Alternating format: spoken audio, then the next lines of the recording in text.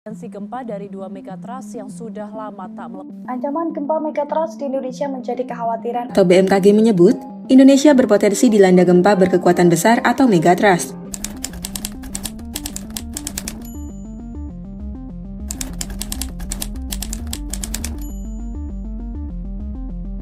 Gempa megatrust merupakan salah satu gempa terkuat di dunia.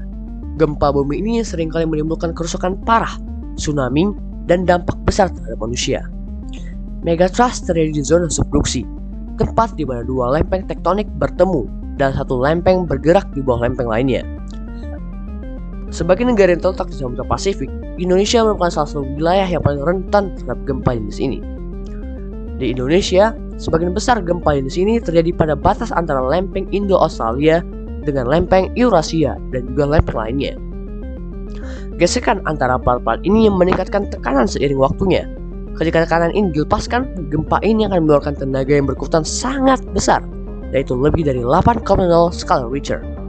Contoh yang paling mengerikan adalah gempa bumi dan tsunami di Aceh pada tahun 2004 yang menewaskan lebih dari 200.000 orang.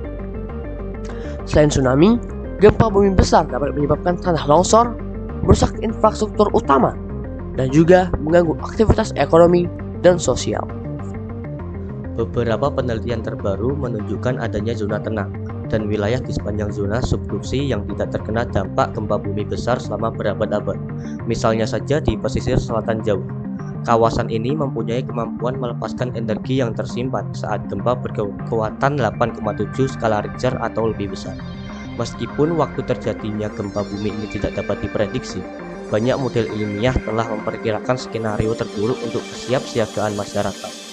Pemerintah melalui Badan Meteorologi, Klimatologi, dan Geofisika (BMKG) terus memantau dan mengeluarkan peringatan dini terjadinya gempa bumi dan tsunami.